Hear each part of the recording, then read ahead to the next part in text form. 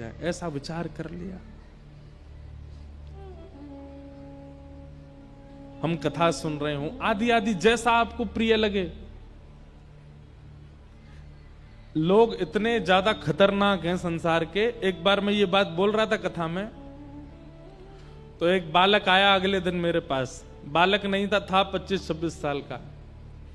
मैंने क्या बात है भाई, सब लोग अपने अपने भाव बताते हैं। बोले महाराज जी कल आप कह रहे थे इच्छा मृत्यु का वरदान। मैंने हाँ। बोले मैंने भी सोचा, कल रात भर सोचा मेरी इच्छा मृत्यु कैसी हो।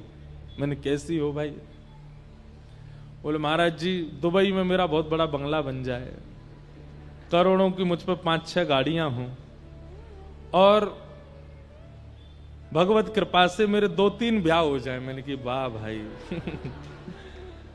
मैंने कहा और? बोले मेरी मनचाही वस्तु जो मैं पाना चाहता हूं उसको मैं खा लूं, खा करके मेरा पेट भरा हो, गाड़ियों की इच्छा, घर की इच्छा, धन की इच्छा, पत्नी की इच्छा, बच्चों की इच्छा सब पूरी करके खूब प्रसाद पा करके यहां तक अपना पेट भरूं, और महाराज सभी मेरे प्राण निकल जाएं।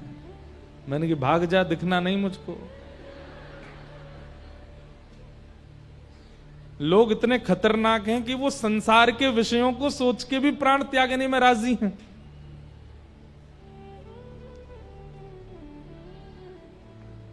नरक ही मिलेगा अगर ऐसा कुछ सोचा तो। क्योंकि इच्छा मृत्यु निश्चित है, ये बात हम व्यास मंच से बैठ के कह रहे हैं। अगर विचार कर लिया और नित्य अपने भजन से पहले नित्य चिंतन किया जाए मेरे अंतिम काल ऐसा हो, और फिर उसके बाद अपना साधन करें, अपना भजन करें, अपना गुरु मंत्र करें, अपना नाम जप करे, नित्य इसी प्रकार की क्रिया करता रहे, उसका अंत फिर वैसा ही होगा जैसा उसने सोचा है।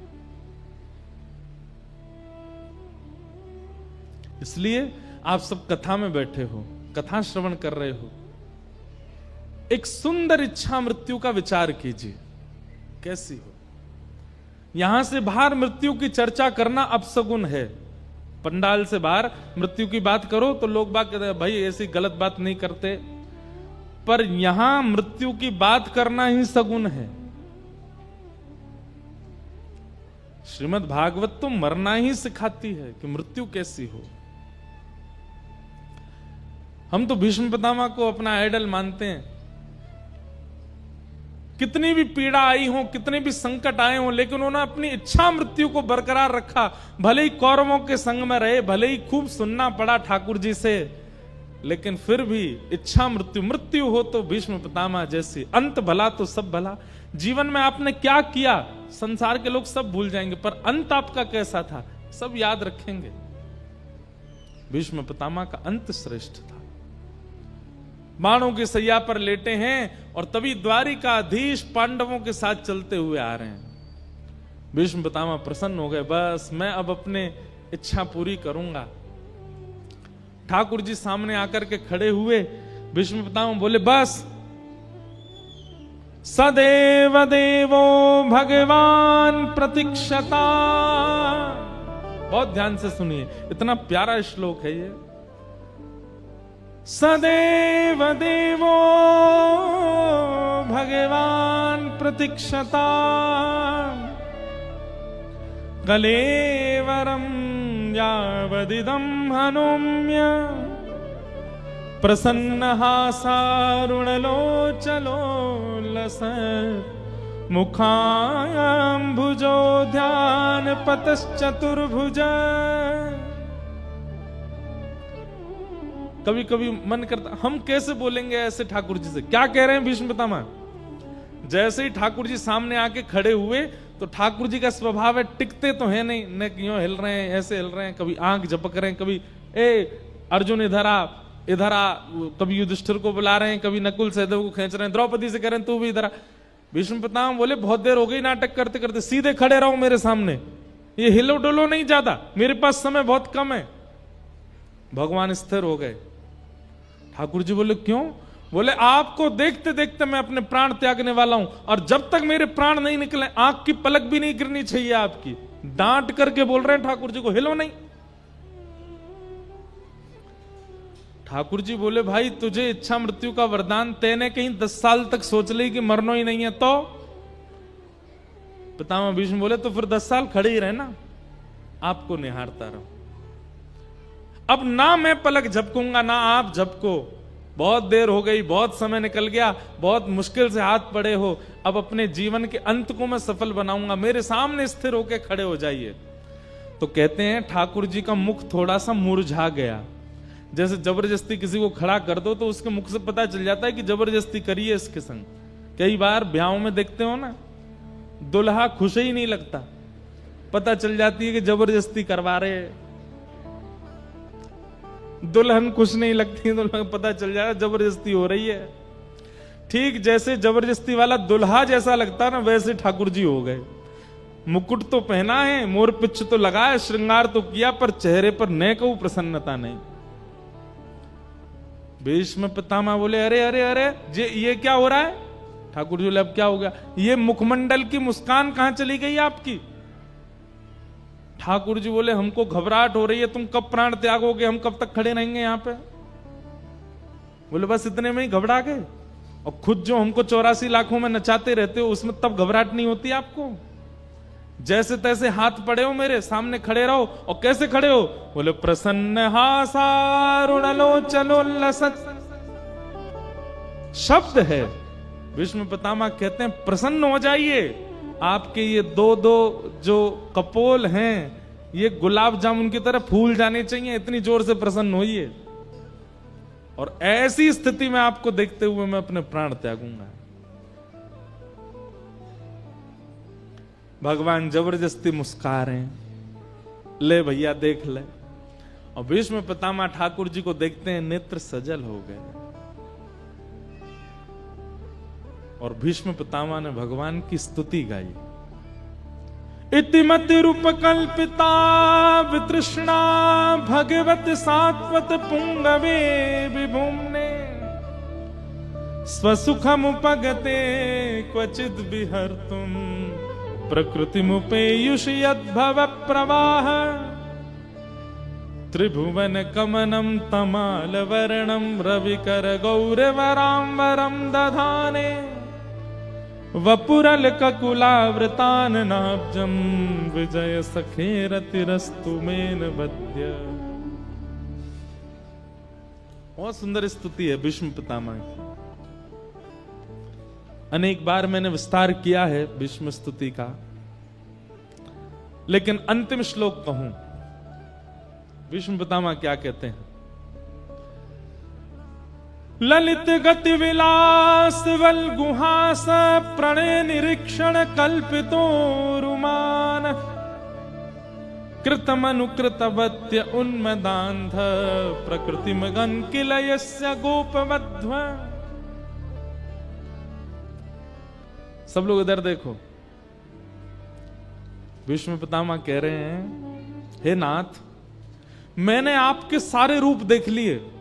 कौन कौन से?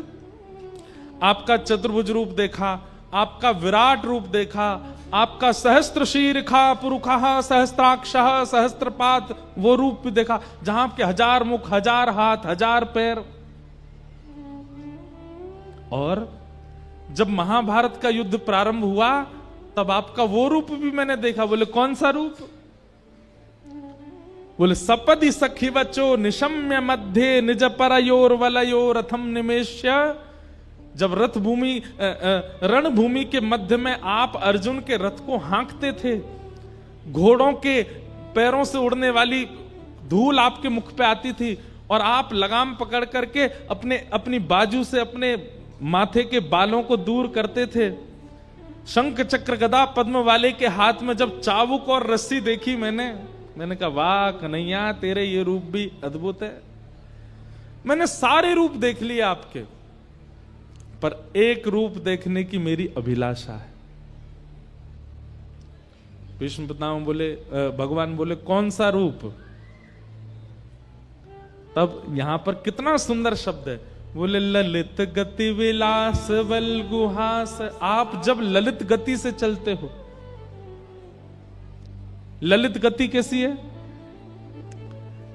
एक पैर यहां रखते हैं तो दूसरा पैर उसके सामने नहीं रखते, थोड़ा तिरछा रखते हैं, जैसे बांके बिहारी खड़े हैं, ये चलते भी ऐसे ही हैं। ऐसे पांव, यहां पांव, कमर भी मटकेगी, पैरों मटकेंगे, सिर भी मटकेगो, सुंदर केश भी झूमेंगे, सुंदर मुकुट पे पाग पे लगी भाई जो लटकन है वो भी हिलेगी। ललित गति विलास वल्गुहास, आप जब ललित गति से विलास करते हुए चलते हो, कभी मधुमंगल के कंधे पर हाथ रख के हंसते हो, कभी श्रीदामा को गले में लेकर के हंसते हो, कभी तन सुखा पर अपना पूरा भार धर देते हो। आपकी जो वो वृंदावन की ललित गति है ना नाथ, मुझे उसका दर्शन करना। और ललित गति विलास वल्गुहास प्रणय निरीक्षण कल्पितो रुमान कृतमनुकृतवत्य उन्मदांध। जैसे ब्रज की गोपियां वो आपको भिन्न भिन्न रूप बना देती हैं। कैसे? कोई गोपी कहती है लाला तैने मेरे घर को माखन खाया और चल मैं तो पकड़ के ले चलूं यशोदा के पास, तो आप उसके चरणों में गिर जाते हो, अरे भाभी तू जो कहेगी सो करूंगो, लेकिन मैया के पास मत ले चल। तो वो गोपी कहती है अच्छा जो कहूंगी सो करोगे? बोले हाँ, बैठो मेरे सामने। आप उसके सामने थर थर कांपते हुए बैठ जाते हो, कहा करनो है? तो चल लाला एक काम कर। बोले का? रसोई घर में जा, रोटी लेके आ और रोटी पर एक मक्खन धर के ला। अरे भाभी तू तो बड़ी अच्छी है, मुंह भोजन करावेगी। बोले ना, लेके आ, लाके मुंह खवा। और नन्हे से गोपाल जी को सामने खड़ा करके गोपी कहती है अब लाला चल प्रेम से अपने हाथन से मुंह पवा दे। और छोटे छोटे ठाकुर जी टूक तोड़ के गोपी को पवा रहे। गोपी के नेत्र सजल होते हैं। एक बार पा करके फिर ठाकुर जी के चरण लिपट जाती है और ठाकुर जी को गोद में बैठा के फिर अपने हाथ से पवाती है। ताही अहीर की छो हरिया छचिया भरी छाछ पे नाच नचायो, रसखान कहते हैं। कोई गोपी ठाकुर जी को पकड़ लेती है और लाला को कमरा में बंद कर दे। ठाकुर जी कहें मुंह छोड़ दे। बोले ऐसे ना छोड़ूंगी। बोले कैसे छोड़ेगी? बोले पहले बंदर की तरह नकल करके दिखा। ठाकुर जी कहें जो कोई बात है? बोले हम बे बात है, पहले बंदर की तरह कर। कोई गोपी पकड़ के कहती लाला मेरे संग नृत्य कर। भीष्म पितामह कहते हैं बोले नाथ हस्तिनापुर का बनने में सुख नहीं है, द्वारिका का बनने में सुख नहीं है, मथुरा का बनने में सुख नहीं है, क्योंकि वहां आपकी चलती है। हमें तो ब्रजवासी बना दो जहां हम कहें और आप नाचो, हम कहें और आप चलो। कृत मनु कृतवत्य उन्मदांध प्रकृति मगन किलयस्य गोपवध्व।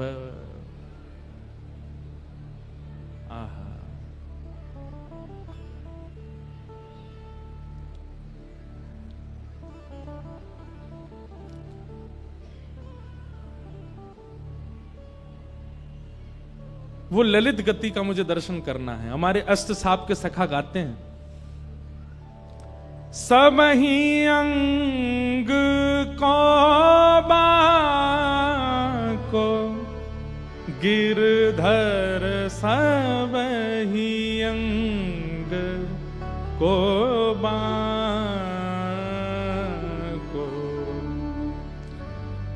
एक भी अंग ठाकुर जी का सीधा नहीं है। सबही अंग को बांको, बांकी चाल चलत गोकुल में, बांकी चाल चलत गोकुल में, छैल छबीलौता को गिरधर सबही अंग को बांको।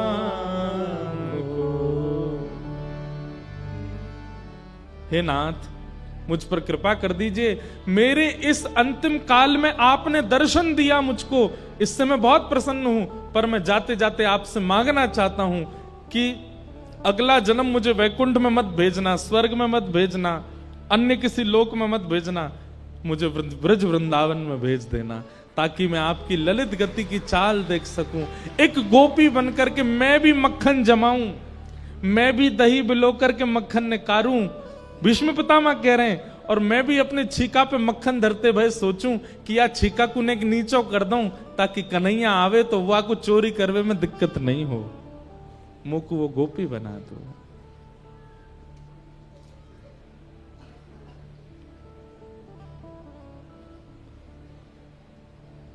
ठाकुर जी भीष्म पितामह से बहुत प्रसन्न हो गए। भीष्म पितामह ने अपनी स्तुति के अंत में व्रज को याद किया और पितामह भीष्म ने अपने प्राण त्याग दिए, भगवान द्वारिका को चले गए। यहां पर परीक्षित का जन्म हुआ, धीरे धीरे परीक्षित बड़े हुए। अर्जुन ने एक बार आकर के संदेश सुनाया कि द्वारिकाधीश लीला पूरी करके चले गए। परीक्षित को राज्य गद्दी पर बिठा करके पांचों पांडव स्वर्गारोहण को चले गए। परीक्षित की आयु ज्यादा बड़ी नहीं, छोटे से थे। ब्राह्मणों के नेतृत्व में बहुत कम अवस्था में 6-7 वर्ष की अवस्था में परीक्षित राजा बन गए। बताओ, एक छत्र सम्राट बन गए। लेकिन ब्राह्मणों के निर्देश में राजपाट संभालने लगे, धीरे धीरे बड़े हुए, उनका विवाह हुआ, जन्मेजय आदि पुत्र हुए। एक दिन परीक्षित को कलयुग मिला। बैल के पैर काट रहा था काला काला व्यक्ति।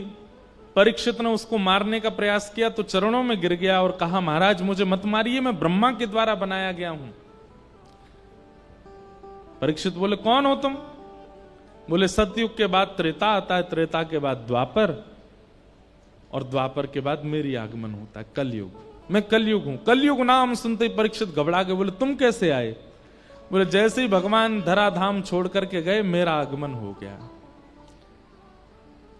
परीक्षित ने कहा कि मेरा राज्य छोड़ के जाना पड़ेगा। कलयुग ने कहा, मैं नहीं जा सकता, ये युग व्यतिक्रम है, आप कृपा करके मुझे कुछ स्थान दे दीजिए, मैं वहीं रहूंगा। तो द्यूतम पानम स्त्रिय सूना यत्रा धर्मस चतुर्विदः पुनश्च याचमानाय जात रूप मदात प्रभो। ये 2 श्लोकों में 5 स्थान हैं कलयुग के। जुआ, मदिरापान, परस्त्रीगमन, हिंसा और अनीति से कमाया गया धन।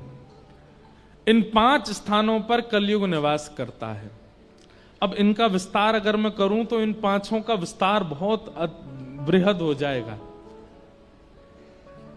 जुआ, जुआ का मतलब खेल में खेलने वाला जुआ ही नहीं होता। जुआ का मतलब धन का असद प्रयोग कहीं भी आप करते हो, वो सब जुआ है।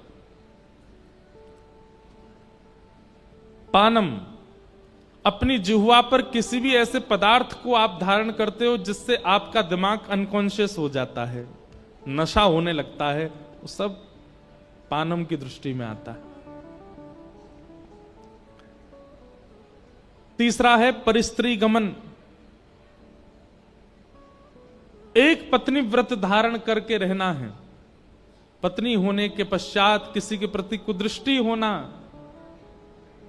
ये पाप है। पति होने के पश्चात किसी अन्य पुरुष के प्रति भाव होना ये पाप है। द्यूतम पानम स्त्रिय, और चौथा स्थान बताया सूना, यानी कि हिंसा, जबरदस्ती। कोई बात इतनी बड़ी नहीं है फिर भी लड़ाई करनी है। उसने मुझसे ऐसा बोला क्यों, उसने ऐसा किया क्यों, इसका मुंह फोड़ूंगा मैं। ये जबरदस्ती के कलेश करने की जिनकी बहुत मनस्थिति होती है उनको, वो भी कलयुगी हैं।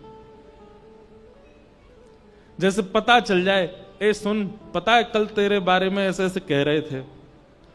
क्या कह रहे थे? बोले वो नहीं याद मुझे क्या कह रहे थे, बस कह रहे थे। बस पूरी रात सोया नहीं, दिन भर सोया नहीं, उन लोगों के बीच में पहुंच गया, लड़ने लगा, उनको ब्लॉक मार दिया सब जगह से, ले बेटा। इस प्रकार की मनस्थिति वाले लोग ये कलयुगी हैं। हिंसा में उनकी बड़ी रुचि होती है, लड़ने झगड़ने में बिल्कुल पीछे नहीं रहते। और अंतिम कलयुगी लोगों का लक्षण क्या है? बिना मेहनत के धन कैसे मिल जाए इसकी विचारधारा में जो लगे रहते हैं। अनीति से कमाया गया धन। ये 5 स्थान कलयुग को प्रदान किए।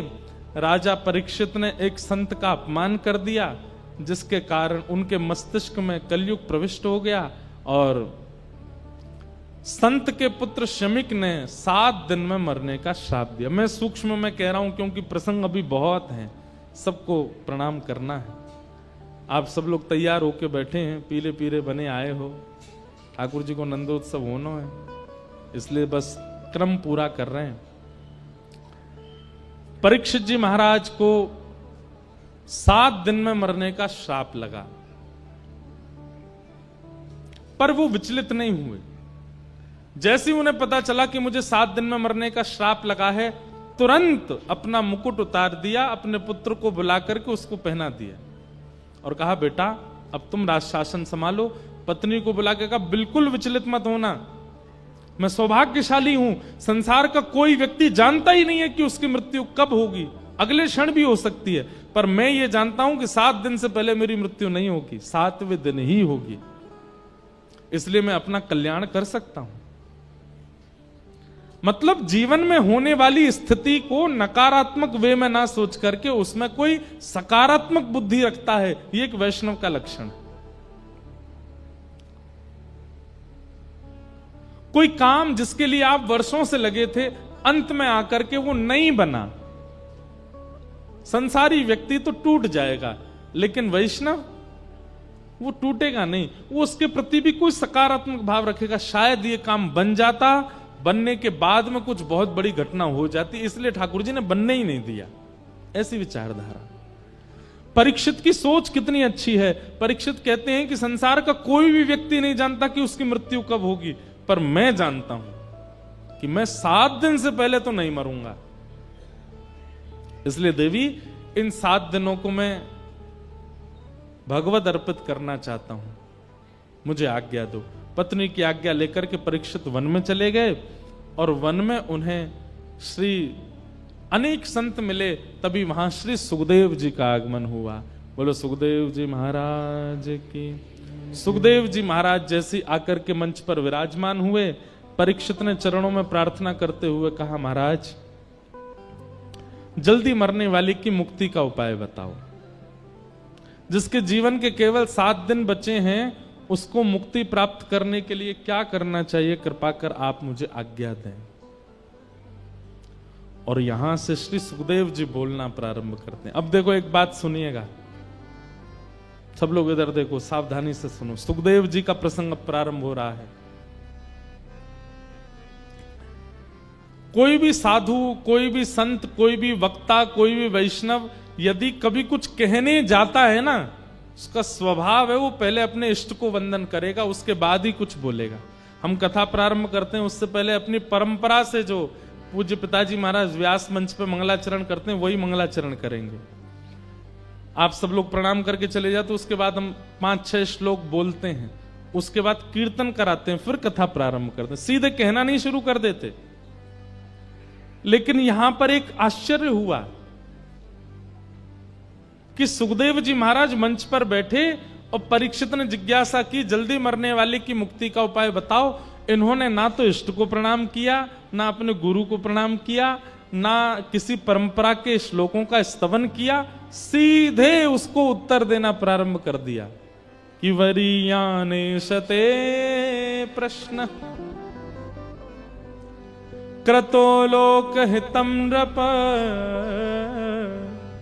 आत्मविद सम्मत पुंसाम।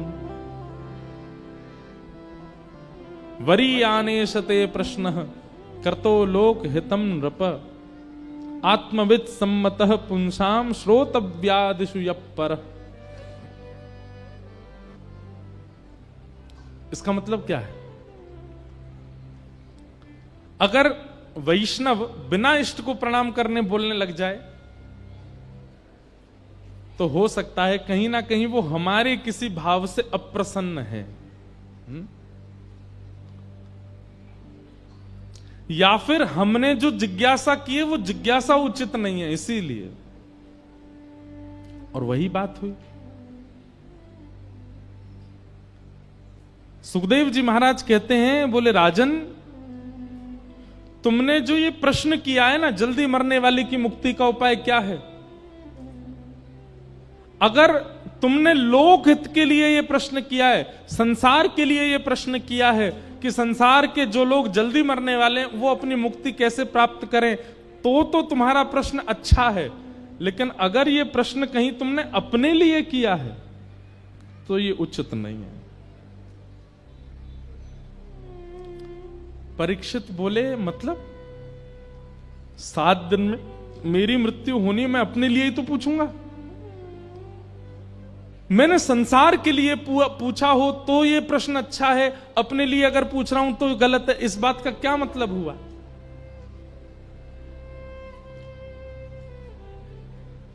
जो लोग आ रहे हैं, जा रहे हैं, उठ रहे हैं, बैठ रहे हैं, हमारी प्रार्थना है।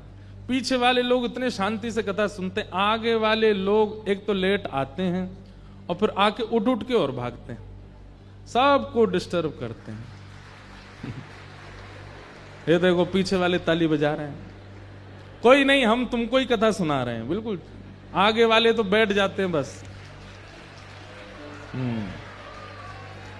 वो बेचारे इतने ध्यान से कथा सुनते हैं, पर ये बीच वाले और आगे वाले, इनको उठने से ही फुर्सत नहीं होती। यहां से आएंगे वहां, हमारा भी ध्यान भंग होता है। इतना अद्भुत प्रसंग चल रहा है। अगर ये आपके जीवन के कई प्रश्नों के उत्तर हैं और फिर बाद में आप यही प्रश्न हमसे एकांत में करोगे जब मिलने आते हो, महाराज जी इसका उत्तर बता दो, कथा क्यों नहीं सुनी थी? पता है आपको, ये वैसी बात हो जाती है कि टीचर ने क्लास में पढ़ाया, तब तो सुने नहीं, जब प्रश्न पेपर आ गया, सर आपने ये तो पढ़ाया ही नहीं था।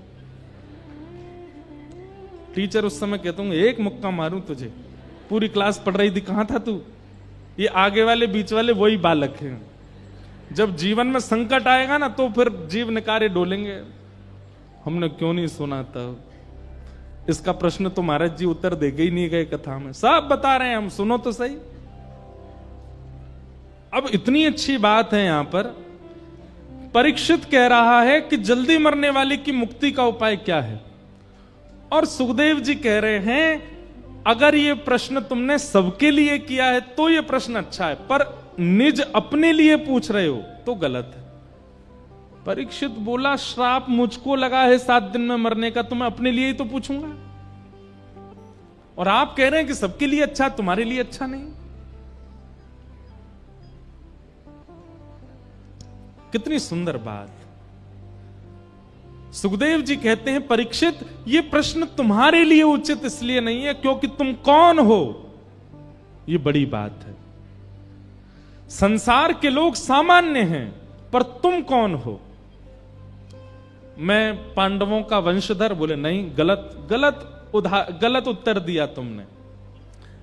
मैं पृथ्वी का एक छत्र सम्राट परीक्षित, बोले यह भी गलत उत्तर है। तो फिर मुझे क्या उत्तर देना चाहिए? तब श्री सुखदेव जी महाराज कहते हैं तुम वो बालक हो जिसकी मृत्यु को भगवान ने टाला था। तुम वो बालक हो जो अपनी मातृ गर्भ में प्राण त्यागने वाला था, पर ठाकुर जी ने आकर के तुमको बचाया। तुम वो बालक हो। तुम वो बालक हो जिसने जन्म बाद में लिया है, गर्भ में भगवान का दर्शन पहले किया है।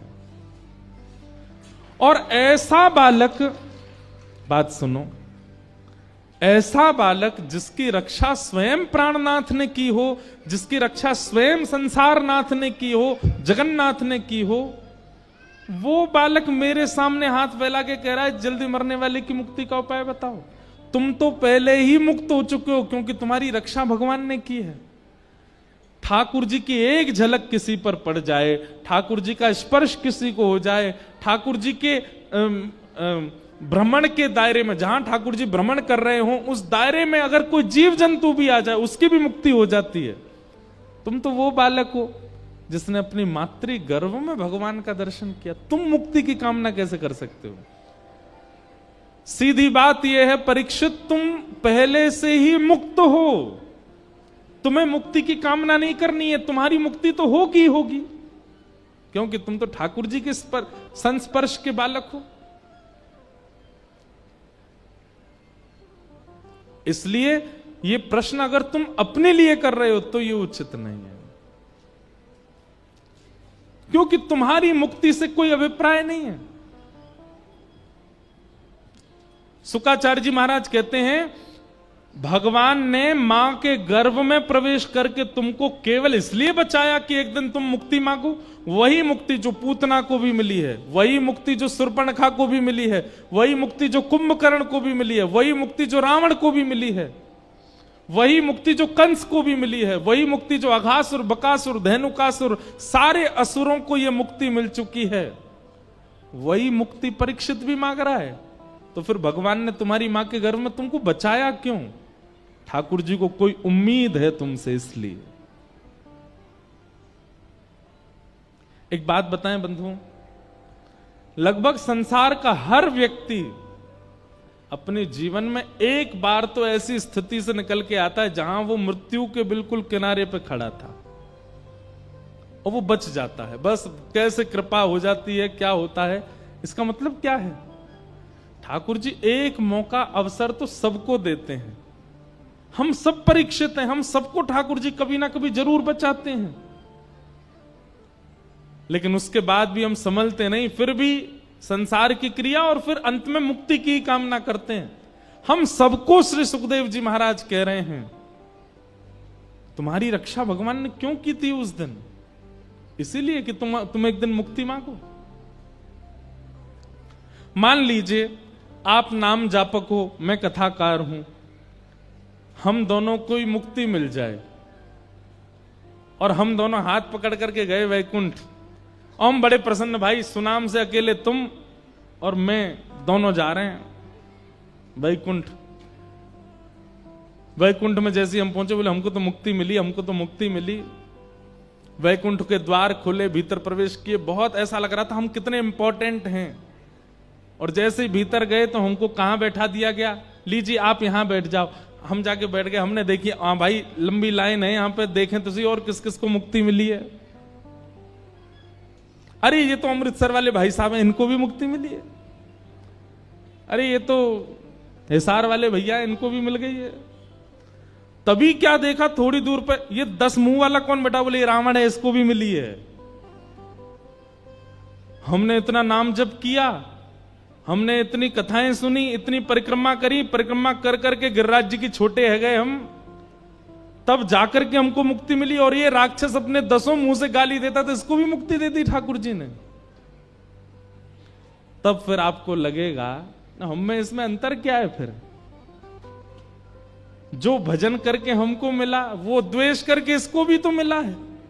क्योंकि गोस्वामी जी कहते हैं, भाव कुभाव अनख आलसहु, नाम जपत मंगल दिश दशहु। भाव से कुभाव से कैसे भी ठाकुर जी को स्मरण करते हो, मंगल तुम्हारा होगा। मुक्ति की कामना नहीं। परीक्षित, मुक्ति तो तुमको मिली हुई है। परीक्षित ने हाथ जोड़ के कहा, तो फिर इन 7 दिनों का मैं क्या करूं? ये जो 7 दिन मुझे मिले, इसका मैं क्या करूं? बोले यह भी प्रश्न है कि उस ब्राह्मण बालक ने तुमको 7 दिन में मरने का ही क्यों कहा? ऐसा क्यों नहीं कहा कि अभी इसी वक्त तक्षक सर्प डस दे और राजा परीक्षित की मृत्यु हो जाए? उसने ऐसा क्यों कहा कि अगले 7 दिन में मृत्यु हो? यह भी तुम्हारे ऊपर कृपा है। मुक्ति के लिए 7 दिन की आवश्यकता नहीं। हमारे शास्त्र कहते हैं, जिस व्यक्ति ने जीवन भर पाप किया हो, सारे गलत काम किए, जीवन में कोई काम नहीं छोड़ा, और वो अपने अंतिम स्थिति में अंतिम श्वास ले रहा हो, और उसी समय कोई रसिक आकर के कान में एक बार बोल दे, श्री राधा, श्री कृष्ण, श्री वृंदावन, श्री गिरिराज, श्री गोवर्धन, एक नाम भी कोई बोल दे और उसके प्राण निकल रहे हों, भले ही उसने जीवन में कितने भी पाप किए हों, अंतिम काल में यदि कान में कोई भगवान नाम आ गया और उसके प्राण निकल गए, तो यहां स्पष्ट लिखा है, योगिनाम नृप निर्णीतम हरेर नामानुकीर्तनम। हरि का नाम यदि अंतिम काल में कान में पड़ गया तो मुक्ति निश्चित है। फिर जीवन के सारे आपके चैप्टर क्लोज कर दिए जाएंगे। इसने गलत खाया, गलत पिया, गलत व्यवहार किया, सब खत्म। अंत में भगवान नाम सुन लिया, वैकुंठ। परीक्षित, मुक्ति के लिए 7 दिन जरूरी नहीं होते, एक क्षण बहुत है। तुमको 7 दिन मिले हैं। परीक्षित बोले भगवान अब मैं क्या करूं मुझे बताओ। बोले तुम मुक्ति मत मांगो तो क्या मांगू? बोले भक्ति मांगो। बोले इन दोनों में अंतर क्या है? इतना सुंदर अंतर बताते हैं। मुक्ति का मतलब मृत्यु के बाद भगवान का दर्शन, और भक्ति का मतलब जीते जी भगवान का दर्शन। अब तुम्हारा उद्देश्य यह नहीं होना चाहिए कि 7 दिन बाद तक्षक सर्प डसे और विमान आए और तुमको वैकुंठ ले जाए। तुम्हारा उद्देश्य अब यह होना चाहिए 7 दिन बाद तक्षक सर्प आए, उससे पहले शंख चक्र गदा पद्मधारी श्रीमन नारायण आ जाएं और जीवित अवस्था में तुमको दर्शन दे दें, उसके बाद तुम्हारी मृत्यु हो। तुम्हारा उद्देश्य यह होना चाहिए। अपनी जीवित अवस्था में प्राण वायु भीतर है, नेत्र खुले हों, कान खुले हों, और उस क्षण ठाकुर जी दिखें, फिर प्राण त्यागें। हमारी स्थिति क्या प्राण त्यागने के बाद भगवान से मिलना है? नहीं, जीवित अवस्था में मिलना है। और प्राण त्यागने के बाद भगवत दर्शन को मुक्ति, जीवित अवस्था में भगवत दर्शन को भक्ति। भक्ति मांगो। परीक्षित की स्थिति ऐसी हो गई, अब उनको चिंता नहीं थी मृत्यु की, अब तो चरण पकड़ लिए। बोले मुझे मुक्ति भुक्ति कुछ नहीं चाहिए। मैं एक भाव गाता हूं। मुक्ति भुक्ति ना मागत केवल, मुक्ति भुक्ति ना मागत केवल। हमें मुक्ति नहीं चाहिए तो अपनो जान निहारो किशोरी राधे। अपनो जान निहारो किशोरी राधे। अपनो जान संभालो किशोरी राधे। अपनो जान संभालो किशोरी राधे। मोहे तो भरोसो है तेरो रे किशोरी राधे। मोहे तो भरोसा है तेरो रे किशोरी राधे। मोहे तो भरोसो है तेरो रे किशोरी राधे। मोहे तो भरोसा है तेरो रे किशोरी। एक बार दोहरा के गाइए। मुक्ति भुक्ति ना मागत केवल। मुक्ति भुक्ति ना मागत केवल। मुक्ति भुक्ति ना मागत केवल। मुक्ति भुक्ति ना मागत केवल। तो फिर अपना जान संभालो किशोरी राधे। अपनो जान संभालो किशोरी राधे। इसका भाव क्या है? हमें मुक्ति नहीं चाहिए, भुक्ति नहीं चाहिए। हे श्यामाजू, केवल एक बार आप बस ये कह दियो, ये मेरो है, ये जो बैठो है ना, ये मेरो है। बस आप ये कह देना कि हम आपके हैं, और ये कहने के बाद भले ही जीवन भर हमारी ओर देखना मत, हम पर कोई कृपा मत करना, हमें छोड़ देना अकेले, हम जीवन पूरा व्यतीत केवल इसी भाव में कर लेंगे। किशोरी जी ने हमें अपनाया है। अपनो जान संभालो किशोरी राधे, अपनो जान संभालो किशोरी राधे, मोहे तो भरोसा है तेरो रे किशोरी राधे, मोहे तो भरोसा है तेरो रे किशोरी राधे, मोहे तो भरोसा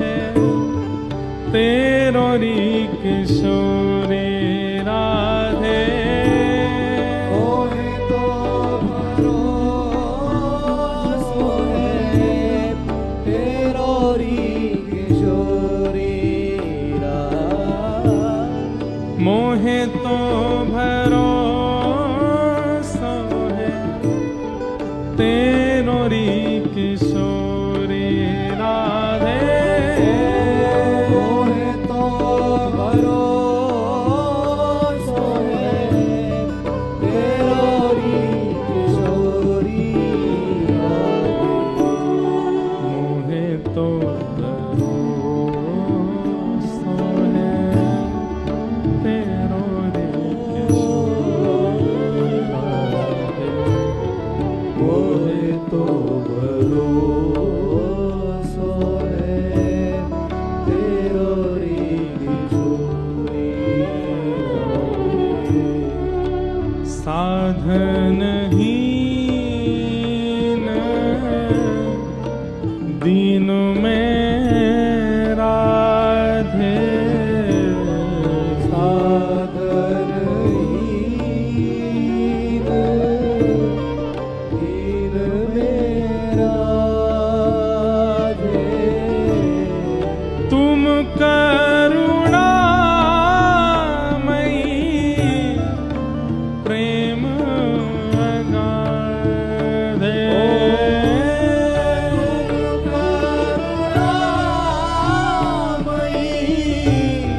प्रेम अगाधे, तुम करुणामयी प्रेम अगाधे,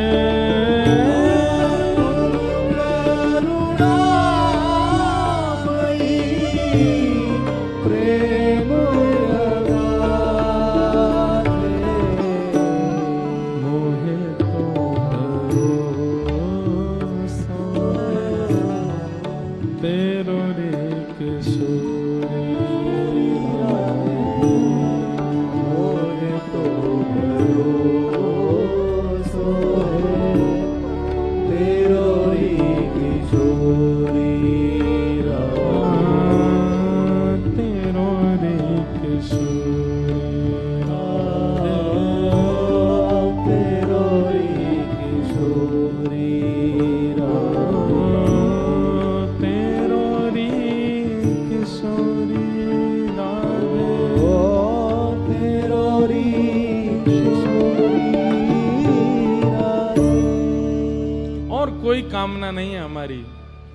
और ये बात मैं नहीं कह रहा हूं, ये स्वयं श्री परीक्षित जी महाराज को सुखदेव जी समझा रहे हैं कि मुक्ति की कामना मत रखो, भागवत जी के प्रति तो भक्ति की कामना रखो, और केवल ये कामना रखनी है कि मृत्यु हो उससे पहले एक बार बस ठाकुर जी प्रसन्न होके कह दें कि हाँ मैंने तू स्वीकार कर लियो, बस फिर चाहे प्राण चले जाएं। चरणों में गिर गए और कहा कि भगवान अब मुझे मुक्ति की बिल्कुल चिंता नहीं है, 7 दिन में मेरे प्राण जाएं इसकी मुझे चिंता नहीं। अब मेरी एक चिंता है, कहीं मेरे प्राण जाएं उससे पहले मुझे ठाकुर जी के दर्शन नहीं हुए तो मेरी चिंता बढ़ेगी, मुझे ठाकुर जी के दर्शन कराओ। उसके लिए जैसा भक्ति भाव मेरे चित्त में प्रकट करना हो कृपा करके आप कीजिए। और यहां से अब सुनो, अब सुखदेव जी महाराज को जब परीक्षित जी ने कहा कि मुझे भक्ति दीजिए, तब सुखदेव जी ने अपने इष्ट को याद किया, गुरु को याद किया, और जो मंगलाचरण करना था फिर किया। और अब यहां से कथा सुनानी प्रारंभ की। अब हम